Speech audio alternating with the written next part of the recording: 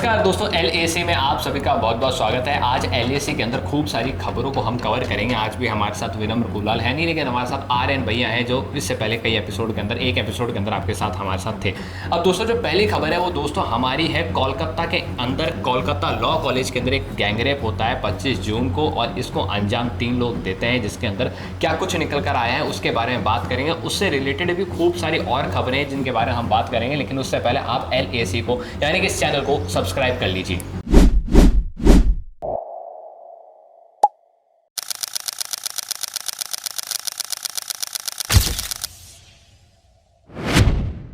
तो दोस्तों कोलकाता के अंदर एक गैंगरेप होता है कोलकाता लॉ कॉलेज के अंदर, जिसके अंदर देखने को मिलता है कि 3 अक्यूज्ड हैं और ये जो तीनों के तीनों अक्यूज्ड हैं, एक है मनोजित मिश्रा 31 साल के। इनका कॉन्टैक्ट बताया जा रहा है कि तृणमूल कांग्रेस का जो छात्र परिषद लीडर था ये व्यक्ति जो थे वो उसकी जो जैसे टीएमसीपी की जो छात्र परिषद होती है उस कॉलेज के अंदर छात्र परिषद थी और वो कॉलेज में उसमें अभी वैसे टीएमसी का कहना ये है कि वो किसी पद पे नहीं है, किसी पद पे नहीं है, लेकिन वो पहले था।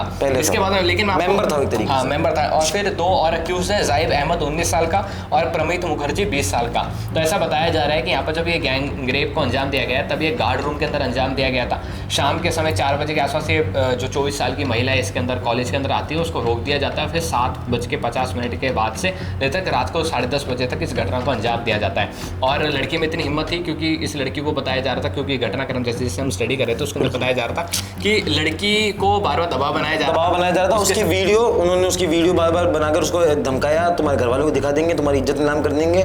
पर इस बात में मैं उस लड़की को बहुत बहुत धन्यवाद करना चाहूँगा और मैं बोलता हूँ बाकी लड़कियाँ जो से वो बहुत गलत है। हम जितना भी चाहें उस चीज़ को नहीं कवर कर पाएंगे क्योंकि उसके साथ जो हुआ सिर्फ वही जानती है, वही पीड़ित है। पर हम लोगों को समझना पड़ेगा जो हुआ वो बहुत बहुत ज़्यादा गलत था और उनको जितनी ज़्यादा सज़ा मिल सके उतनी कम है, क्योंकि रेप की जितनी सज़ा है उतनी कम है। पर बात यह है कि उस लड़की ने जो कदम उठाया, उन्होंने इतना धमकाया डराया, उसके बाद में भी वो लड़की गई पुलिस में, उसके खिलाफ रिपोर्ट लिखाई। ये अपने आप में सराहना करने वाली बात। आगे आप इसमें बता सकते हैं जो उसमें हुआ था। अब इसके अंदर यही है कि जो मनोजित मिश्रा है जिनका बताया जा रहा है तृणमूल कांग्रेस छात्र परिषद के वो लीडर रहे हुए हैं, बिल्कुल, तो इसके ऊपर धीरे धीरे करके राजनीति गरमा रही है। अब जैसे कि आर्यन भैया आपने अभी कहा कि अभी वो पद पे नहीं है, लेकिन मैं इस कैंपस के अराउंड या फिर अगर मैं कहूँ कि पश्चिम बंगाल के अंदर जो जितने भी कॉलेजेस हैं इनके अंदर अपन देखते हैं तो ये जो तृणमूल कांग्रेस का जो छात्र परिषद है इसका काफ़ी वर्चस्व रहता है, इनके लोगों का काफ़ी वर्चस्व रहता है। और इस कैंपस की भी पुरानी ऐसी घटनाएं देखने को मिली है जिसके अंदर देखने को मिला है ये जो छात्र परिषद है इसके युवा आते हैं जो उसके एक तरीके से गूंज कह रहे हैं उस वहाँ के लोग, यानी कि गुंडे कह रहे हैं वहाँ के लोग, और ये लोग आते हैं और गुंडागर्दी करते हैं कैंपस के अंदर। कैंपस के अंदर इनका कोई इलाज नहीं किया जाता है। इससे पहले घटना थी कि है ना TMC के जो छात्र परिषद है इसके गुंडे आते हैं और एक प्रोफेसर को पीट के चल जाते हैं। ऐसे करते करते ये और भी अपना वर्चस्व बना के रखते हैं। तो तृणमूल कांग्रेस को क्या इसके ऊपर कंट्रोल नहीं रखना चाहिए? जिस तरीके से ABVP के अंदर देखने को मिलता है कि ऊपर से आदेश आता है तो उस आदेश को माना जाता है, उस आदेश को फॉलो किया जाता है, लेकिन यहाँ पर ऐसी चीज़ें नहीं देखने को मिली। यहाँ पर हर चीज़ अनकंट्रोलेबल है। मेरा इसमें ये मानना है कि तृणमूल कांग्रेस तो करना ही करना है, उसके अलावा तृणमूल कांग्रेस के पहले जो कॉलेजेस हैं जिसमें सारी घटना हो रही है उनको इस पे उनका एडमिनिस्ट्रेशन क्या कर रहा है? क्यों सो रहा था? एक गार्ड रूम के अंदर रेप हो जाना कितनी बड़ी बात है। गार्ड क्यों होता है? लोग गार्ड करने के लिए। वहाँ पर क्या चल रहा था? 2-3 लड़के आते हैं, एक लड़की के साथ रेप करके चल जाते हैं, ये हो रहा है वहाँ पर। कॉलेज अगर झक मारा था वहाँ पे, ये चीज़ें नहीं चलती। कॉलेज की सबसे पहले कॉलेज एडमिनिस्ट्रेशन, अगर आपको लगता है आपसे ये चीज़ें नहीं समझ जाती तो आप बंद कर दीजिए कॉलेज में जितने भी पॉलिटिक्स है वो बंद कर दीजिए। आप बोलिए बच्चों पढ़ें, अपने घर जाएं, स्पोर्ट्स में ध्यान दें, पर आप वो नहीं कर रहे। उसके बजाय आपके कॉलेज रात तो खुले पड़े हैं तो उसमें गार्ड भी नहीं है। गार्ड है तो पता नहीं क्या कर रहा है, आप उसके ऊपर कोई मुआयना नहीं है। उसके अलावा TMC को ये करना चाहिए कि अपने जो लोग ले रही है उनको समझाए कि ऐसे पॉलिटिक्स और ऐसी चीज़ें नहीं चलती। कांग्रेस बहुत पुराना संस्थान है, बहुत पुराना चीज़ें चल रही है इसकी। आप ऐसे करते रहोगे तो कैसे काम चलेगा? मेरा मानना इसमें यही है कि कांग्रेस करेगी जो करेगी वो सेकेंडरी है, पहले कॉलेज करेगा। सबसे पहले काम कॉलेज को करना चाहिए। दूसरी बात कांग्रेस, तीसरा प्रशासन को जितनी सख्ताई हो सके ऐसी चीज़ों को सख्ताई देनी चाहिए। ऐसे लोगों को बैन कर देना चाहिए। बैन एक अच्छा ऑप्शन है।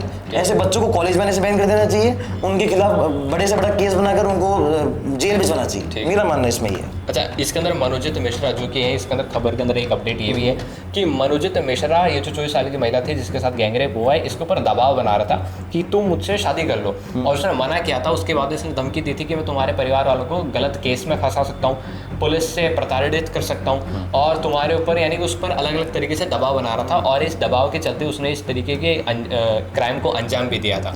तो ये चीज़ के अंदर आगे क्या अपडेट आती है देखना रहेगा। अपन आगे चलते हैं तो देखने को मिलता है आर्यन जी कि इसके अंदर एक मसला है कि है ना, अपने राजस्थान के अंदर एक केस निकल कर आता है कि बांसवाड़ा के अंदर 6 गांव है, ठीक है, और 6 गांव में से जो क्रिश्चियंस और ईसाइयों की जो संख्या है, यानी कि क्रिश्चियंस ईसाई एक बात हो गई, तो इनकी जो संख्या है ये 41% बढ़ी है। अब यहाँ पर ये जो परसेंट बढ़ा है ये अचानक से ऐसे नहीं बढ़ा है कि कहीं से क्रिश्चियंस आ गए या फिर कुछ हो गया, ये वही है जो इस एरिया के अंदर जो लोग रह रहे हैं, जो खासकर हिंदू रह रहे हैं, आदिवासी रह रहे हैं, इन्होंने अपने आप को क्रिश्चियन यानी कि ईसाई में कन्वर्ट कर लिया है ना, क्रिश्चियनिटी को एक्सेप्ट कर लिया। पहले भी कन्वर्जन के काफ़ी केस थे।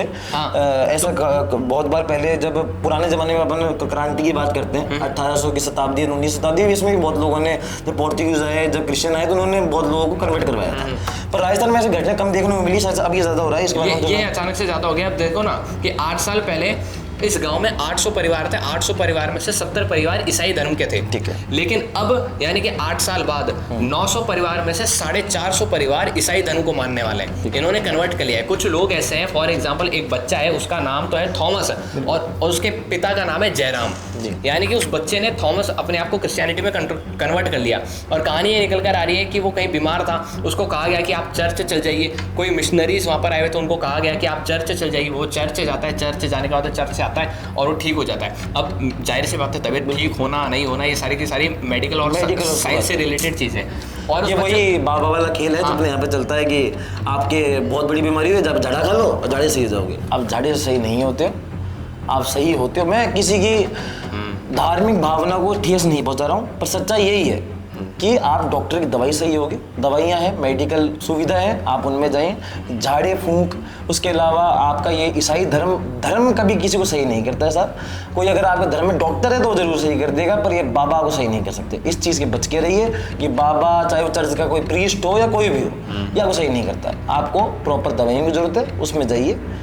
ये चीज़ें तो चलती रहती, पर हाँ इस पर आप इसके अंदर ये है कि है ना, लोग बाग खुद से उस चीज़ को एक्सेप्ट नहीं कर रहे। जो आदिवासी हो गए या फिर कुछ ज़रूरतमंद लोग हो गए, इनकी मजबूरी का फ़ायदा उठाया जा रहा है, और इनकी मजबूरी का फ़ायदा उठाते हुए ये इतने मास कन्वर्जन यहाँ पर देखने को मिला है। तो मुद्दे की बात है कि हमको लगता है कि आपके सामने बात रखनी चाहिए थी, और हमने इसके बारे में रखी, और जिस तरीके से आर्यन जी ने इसके बाद अपना टेक रखा वो रखा। मुद्दे की बात ये भी है कि इसमें किसी की कोई गलती नहीं, इसमें ना आपकी गलती है ना मेरी गलती है, इसमें गलती इंसान, मतलब गलती अपनी है। मैं ये कहना चाहता हूँ, गलती मतलब अपन दोनों की नहीं है, पर अपन जैसे जो लोग बाहर घूम रहे हैं उनकी है।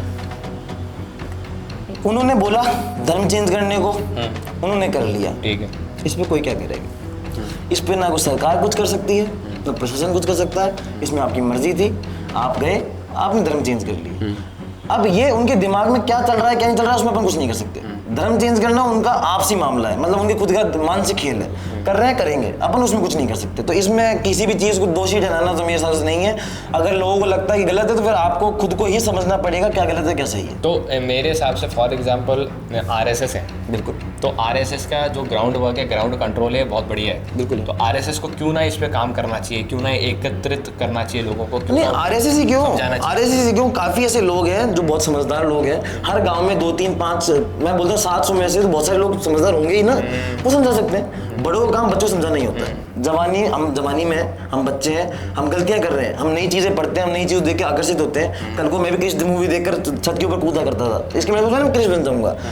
मुझे कुछ समझाएगा या मैं कुछ अच्छी चीज़ें पढ़ूंगा, उससे ही मैं समझूंगा कि भाई क्या सही है क्या गलत है। वो तो फिर मेरा ही टेक होगा, मेरे दिमाग का टेक होगा कि मुझे मुसलमान बनना है, मुझे हिंदू बनना है, मुझे क्रिश्चियन बनना है, वो कोई बात नहीं है। तो पर अगर उसके माँ बाप को लगता है कि वो गलत कर रहा है तो भैया उसके माँ बाप उसको समझाएंगे, हम नहीं समझा सकते। इसके अंदर एक और सीन है जिसके अंदर एक लड़का है, वो आदिवासी लड़का है, बिल्कुल। तो उसकी कोई मजबूरी थी, जिसके बाद उसको पादरी ने कोई एडवाइस दी थी और कह दिया कि भाई तू क्रिश्चियनिटी अपना ले। उसने क्रिश्चियनिटी अपना ली, लेकिन अब वो क्रिश्चियन भी है और वो आदिवासी धर्म को भी उन मान्यताओं को भी मानता है वो। तो उसका नाम क्या है? थॉमस? नहीं, उसका नाम कहीं अखबार में आया नहीं था। उसका नाम क्या? थॉमस कुमार। पर जो भी है, ये चीज़ें तो मेरे हिसाब से ऐसा कुछ है नहीं जिस पर हम लोग बात कर पाएंगे, क्योंकि चलता रहेगा। जब तक लोग खुद नहीं समझेंगे तब तक चलता रहेगा। लोगों खुद का टेक है। अगर आज मैं एक हिंदू हूँ, मेरा नाम आर्यन शर्मा है, मैं जल्दी से मेरे को बहुत लोग ऐसे बोलते हैं, मेरे पास पहले भी कि हम ऐसे मतलब अलग अलग पढ़ते हैं, हम लोग हर दिन पढ़ते हैं। मैं नई किताब पढ़ता हूँ तो उसके अंदर शायद से कहीं पर मुस्लिम चीज़ का जो ज़्यादा होगा, कई बार सिख का ज़्यादा होगा, कई बार हिंदू ज़्यादा होगा, तो मेरी मर्जी, मुझे क्या बन के रहना है। मैं ये बोल रहा हूँ, ये इंसान की मर्जी का खेल है। उसको मुसलमान बनना है, और मैं बोलता हूँ जो भी बनना है वो बने, पर पहले अच्छा इंसान बन जाए। अब वो कुछ मुसलमान बने, हिंदू बने, या फिर वो ईसाई बने, वो कुछ भी बने, बाहर जाकर उसको उल्टी से काम करने हैं तो उसका कोई मतलब नहीं। आप अच्छे धर्म में रह के अच्छे काम करोगे तो किसी भी धर्म से कर लो, अच्छे काम ही होंगे। मेरा इस पे ये मानना है। तो फिर आगे और क्या खबरें हैं? पिछले हफ्ते की क्या खबरें हैं कुछ? पिछले हफ्ते एक बहुत ही शर्मिंदा करने वाली खबर है हमारे लिए, पूरे देश के लिए बहुत ज़्यादा शर्मिंदा करने वाली खबर है। अमेरिका ने अपने जितने भी महिला यात्री हैं उनके लिए गाइडलाइन निकाली है। उसमें उन्होंने कहा है कि हमारी जितनी भी महिला औरतें, मतलब जो भी महिला है या फिर औरतें हैं, जो बच्चियां हैं या फिर जो भी कपल गए हुए हैं, वो कृपया करके रात को इंडिया में अकेले बाहर घूमने ना निकले। इसकी एक बहुत बड़ी वजह है चोरी, डकैती और रेप। ये हमारे लिए बहुत ज़्यादा शर्मिंदा बात है, शर्मिंदगी की बात है कि हमारा देश है, हम लोग बोल रहे हैं बहुत आगे बढ़ रहा है, बहुत कुछ कर रहा है। मैं नहीं मानता अगर ये सब कुछ इस देश में हो रहा है तो आगे बढ़ रहा है। अगर आपके बाहर से आए हुए लोग आपके देश में सेफ फील नहीं कर रहे हैं तो फिर ये चीज़ अच्छी नहीं है। सबसे पहले आपको अपने जो भी चीज़ चल रही है उन पर कंट्रोल करना चाहिए। टूरिज्म ऑफ इंडिया का मेरे पे इस पर एक मैं दरख्वास्त करना चाहूँगा उनसे कि आप प्लीज़ इस पर कुछ जल्द से बड़ा कदम लीजिए, सिक्योरिटी भी कदम लीजिए। और सेफ्टी सिर्फ बाहर के लोगों की नहीं, हम लोग भी, जैसे मैं अगर जयपुर रहता हूँ, जयपुर से मैं बॉम्बे घूमने जाता हूँ या मैं कहीं भी घूमने जाता हूँ तो हमारी भी सेफ्टी की जरूरत है। या फिर मेरी बहन बेटियाँ जाती है, कुछ भी जाता है तो गलत ही है। तो आप इस पर मेरा मानना है कि ये बहुत बड़ी शर्मिंदगी की बात थी कि अमेरिका को गाइडलाइन निकालनी पड़ेगी इसके लिए। और ये सही बात भी है। अभी थोड़ी देर पहले हम लोगों ने बात करी जैसे कि कैसे कोलकाता में रेप हो रहा है, कुछ भी चल रहा है, रेप के ऊपर जल्दी जल्दी कमान कसने की जरूरत है। कड़ी से कड़ी जो कह सकते हैं कार्रवाई करने की इसमें जरूरत है। और हाल ही में देखने को मिला था कि उदयपुर के अंदर भी एक रशियन टूरिस्ट के साथ गलत व्यवहार हो गया था। मैंने परसों एक वीडियो देखा, शायद लोगों ने भी देखा होगा। मेरा सोशल मीडिया थोड़ा सा देख रहा था, उसमें आया था कि एक बेचारी फॉरेनर लड़की, उसने कैब कराई और वो कैब में जाके बैठी। बगल से एक कोई भी लड़का आता है, वो गेट खोलता है, उससे पता नहीं कुछ भी बोलने लग जाता है, उसे कुछ भी बकवास करने लग जाता है।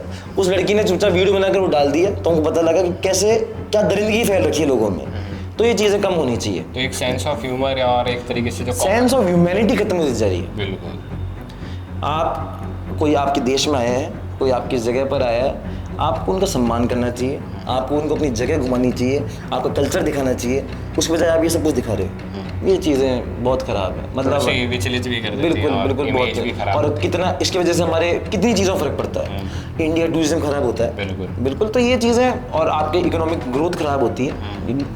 सिर्फ एक पॉइंट से आपके कितने सारे सेक्टर खराब होते हैं, आप वो देखें। बिल्कुल। तो वो इसका थोड़ा सा हुआ। आगे और क्या खबरें थी? उसके अलावा उल्लास के बारे में बात कर रहे थे, जो कि एक ऑर्गेनाइजेशन है सेंट्रल इंडिया की, जो कि ज़्यादा से ज़्यादा लिटरेसी रेट बढ़ाने की छोटी कस्बों में मदद कर रही है। इसी उल्लास की वजह से हमारे पास आया है कि त्रिपुरा, जिसकी पहले 20% लिटरेसी रेट थी, आज वो 95% लिटरेसी रेट पे है। उसके अलावा गोवा, मिजोरम, ये दो भी ऐसे स्टेट हैं जो कि फुली लिटरेट हो चुके हैं। उसके लिए हम सेंटर ऑफ इंडिया को बधाई देना चाहेंगे। उसके अलावा लद्दाख, जो कि यूनियन टेरिटरी है, वो भी फुल लिटरेसी रेट से आगे चल रही है। और ओडिशा के अंदर जिस तरीके से, हाँ बिल्कुल। कल मैंने पढ़ा कैसे, सर तो बहुत बधाई, कल रथ यात्रा निकली है पहली बार। मतलब सबसे अच्छी मेरे को रथ यात्रा लगता है कि लोग भगवान के पास जाते हैं, पर रथ यात्रा में भगवान लोगों के पास आते हैं। ये बहुत अच्छी बात लगती है मेरे को। ये कल्चर अपना जो रिचनेस है कल्चर की, वो है। काफ़ी लोग उसमें जुड़े, काफ़ी अच्छे वहाँ पर कल पूरे दिन हर न्यूज़ पे, हर चैनल पे दिखा रहे थे कैसे रथ यात्रा को ले जाया गया, कैसे वो अपनी मौसी के घर गए। बिल्कुल। वो बिल्कुल ये था। उसके अलावा एक जो मुझे जो एक बुरी खबर उसमें ये थी कि 300 लोग घायल हो गए जल्दीबाजी के अंदर, भगदड़ मची थी। वो उसको जो रथ को खींचना था, अब उसमें लोग बार बार गवर्नमेंट की गलतियां निकाल रहे हैं। लोग ऐसे बोल रहे हैं पुलिस गलत है।